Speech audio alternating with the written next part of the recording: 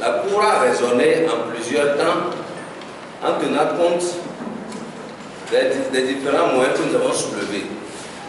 C'est important de comprendre ça, parce que hier, ce que le site République Octobre a publié est très sommaire et donne une mauvaise interprétation de l'arrêt. Aujourd'hui, le garde des Sceaux a publié un communiqué en plusieurs points, que j'ai devant moi ici d'ailleurs, ignorant l'élément essentiel du dispositif. Donc, nous avons soulevé plusieurs moyens, et donc la Cour a répondu à chacun de ces moyens. C'est ce qui explique pourquoi tout à l'heure, lorsqu'il parlait, il condamne l'État ici, mais ici il dit que ceci n'est pas, il n'y a pas lieu de condamner, etc. Donc il faut savoir que c'est plusieurs moyens qui ont été soulevés. Dans cet arrêt, qu'est-ce qui est le plus important? Ce qui est le plus important, et on reviendra là-dessus, c'est que la Cour constate qu'il y a violation du droit des requérants à un procès équitable. C'est l'élément fondamental du dispositif. Violation du droit des requérants à un procès équitable.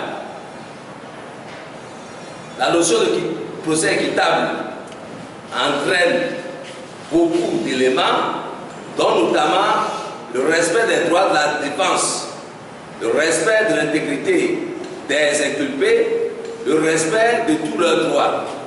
En d'autres termes, lorsque le droit à un procès équitable n'est pas respecté, c'est tout le procès ainsi donc qui se trouve anéanti. Et c'est pour cette raison que, tirant la conséquence directe de cette violation fondamentale du droit des requérants à un procès équitable, la Cour demande, ordonne à l'État togolais de prendre toutes les dispositions et mesures nécessaires et urgentes pour faire cesser la violation du droit au procès équitable. Qu'est-ce que ça veut dire? Ça veut dire que la Cour n'a pas les moyens de remettre en cause le procès qui a eu lieu au Togo et l'arrêt rendu par la Cour suprême. La Cour d'Abuja n'étant pas un tribunal, une juridiction au-dessus de la Cour suprême du Togo. Ça veut dire qu'elle constate néanmoins que le droit à un procès équitable a été violé et donc toutes les conséquences de ce procès se trouvent ainsi anéanties. Autrement dit, toutes les condamnations et les succédanés sont nuls et de nul effet.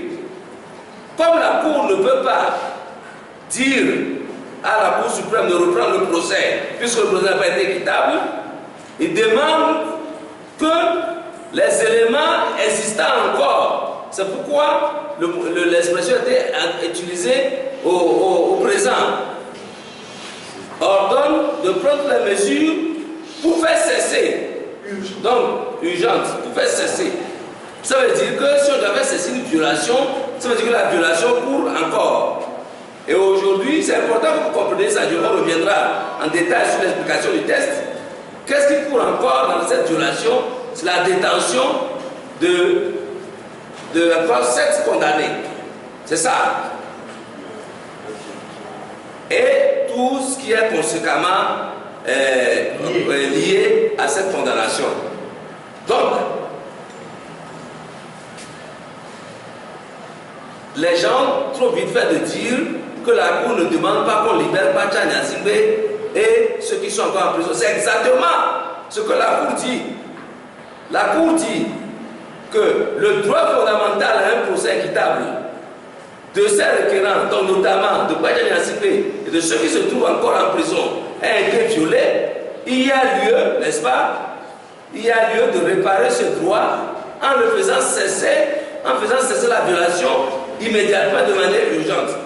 Donc, l'acte premier fondamental que l'arrêt dit, c'est que ces gens soient mis en liberté. Évidemment, on se pose la question de savoir pourquoi la Cour reviendra là-dessus lorsque nous ferons le débat. Donc, j'ai commencé par ce point pour que ce soit clair dans la tête de tout le monde que l'élément essentiel du dispositif, c'est que le droit à un procès équitable des requérants, donc notamment de Badja et de tout le monde, ceux qui sont en détention encore et ceux qui sont en liberté, a été violé. Et donc, la Cour ordonne à l'État togolais de prendre toutes les dispositions et mesures nécessaires et urgentes pour faire cesser la violation du droit au procès équitable. Il faut que ce soit bien clair pour qu'il n'y ait pas d'interprétation tendancieuse comme on a tendance à le faire depuis hier. Cela étant, l'arrêt pose un problème de fond sur la question de l'immunité parlementaire. La Cour dit que l'immunité parlementaire de Badja Nsingbe n'a pas été violée parce que sa détention et son procès ont eu lieu conformément aux dispositions constitutionnelles, c'est-à-dire procédure de flagrant délit.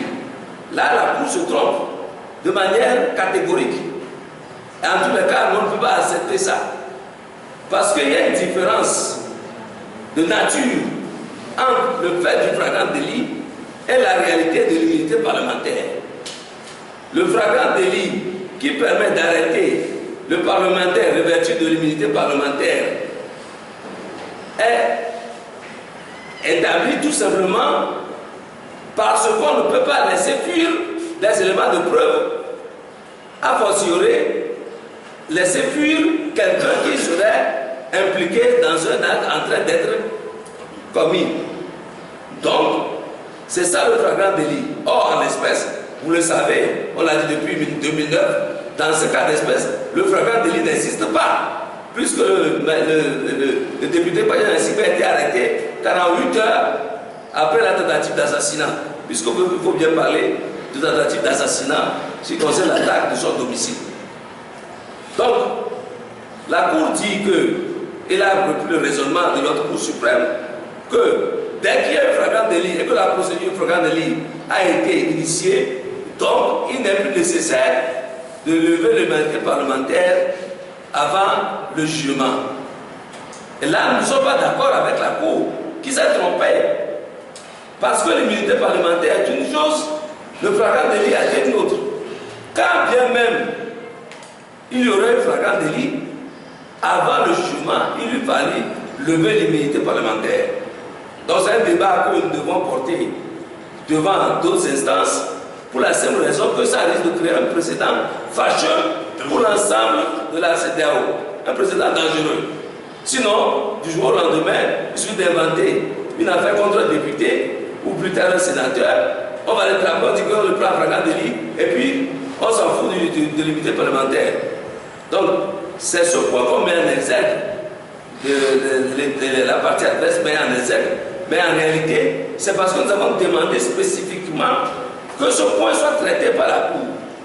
Elle n'a pas répondu à notre attente, nous sommes déçus de ce point de vue-là, mais ça n'enlève rien, n'est-ce pas, au dispositif essentiel de l'arrêt. Donc, la Cour dit que l'immunité de Badja Nsingbe n'a pas été violée. Et donc, il n'y a pas lieu, n'est-ce pas, de tenir compte de cette violation pour en tirer quelles conséquences que ce soit. Là, il a dit en un seul mot. Ensuite, maintenant, il y a différents droits que nous avons soulevés. L'arrestation arbitraire, la détention arbitraire, le refus de la visite de la famille, l'isolement, nous avons soulevé ça. La Cour a estimé que tout ça n'est pas fondé. Nous ne sommes pas satisfaits de cette mesure de la Cour, puisqu'en réalité, nous qui avons vécu le dossier, nous savons qu'en réalité, il y a du vrai dans ce que nous avons dit. En tout état de cause, pour vous permettre de bien comprendre et de serrer les choses,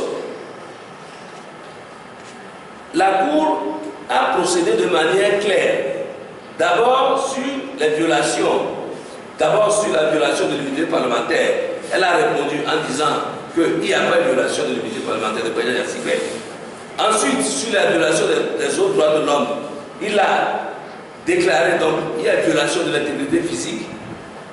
Donc il y a une torture, le mot torture a été employé. il y a une violation des droits de la défense.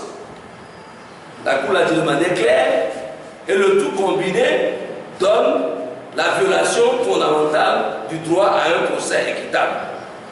Et la conséquence de cette violation, c'est qu'il ordonne à l'État de prendre toutes les dispositions et mesures nécessaires et urgentes pour faire cesser la dite violation du droit au procès équitable.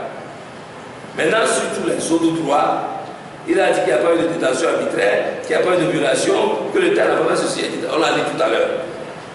Ce n'est qu'après avoir réglé ces problèmes-là, qu'il passe maintenant à la réparation. Et pour la réparation, ayant constaté que les gens ont subi des traitements qui ont été torturés, pour être très clair, que leur droit à un procès équitable a été violé, pour la réparation, la Cour donne 20 millions à chacun des requérants, sauf ceux qui ont déclaré à la CNTH qui n'ont pas été torturés et qui doivent bénéficier d'une allocation de 3 millions. Voilà, il faut que ce soit clair. Les 20 millions alloués aux requérants ou les 3 millions alloués aux 2 ou 3 autres requérants qui n'ont pas été torturés, ce n'est pas pour compenser la violation du droit à un procès équitable. C'est des dommages et intérêts. Tout préjudice confondu. C'est deux choses différentes. Ce que la Cour demande pour répondre à cette violation fondamentale du droit, de cette violation fondamentale d'un droit fondamental à un procès équitable, c'est que des mesures soient prises pour que cette violation cesse. Donc je veux que ce soit clair et qu'il n'y ait pas d'interprétation malhonnête. Nous nous reconnaissons honnêtement que nous avons été désavoués par la Cour en ce qui concerne plusieurs points. Il y a au moins une dizaine de points sur lesquels nous n'avons pas été suivis. Mais qu'importe, la Cour, pour se rattraper en quelque sorte, a concentré l'essentiel de ces dispositifs dans la violation du droit à un procès équitable, qui en réalité récapitule tout. Lorsqu'on a dit que le procès n'est pas équitable, ça veut dire que le procès s'affaisse et les conséquences de ce procès sont anéanties en droit. Voilà donc ce que vous devez comprendre, et je pense que nous sommes là et nous répondrons à des questions, des relations précises, à vos questions précises. Donc, les 20 millions et les 3 millions ne sont pas là pour réparer, pour ainsi dire, ne sont pas là pour compenser la violation faite du droit au procès équitable. Mais c'est une réparation, c'est des dommages et intérêts pour les préjudices subis. Donc, ce qui est important dans le dispositif, c'est ça, ordonne à l'État togolais de prendre toutes les dispositions et mesures nécessaires et urgentes pour faire cesser la dite violation du droit au procès équitable. Voilà l'élément central du dispositif. Et d'ailleurs, c'est d'autant plus vrai que quand la Cour a prononcé son arrêt hier, les avocats de l'État togolais n'étaient pas du tout contents. Ils avaient l'air complètement déconfits parce qu'ils ne s'attendaient pas à cela. Donc, qu'on exhibe aujourd'hui que l'immunité n'a pas été violée, c'est un sujet de débat. Nous allons monter dans les instances pour que cette affaire soit réglée. Ou alors que nous-mêmes nous réglions au Togo en donnant des précisions dans la loi fondamentale. Peut-être aussi la lecture de notre loi fondamentale ne permet pas, pour ceux qui ne sont pas habitués à la gymnastique constitutionnelle, de comprendre cela. C'est possible.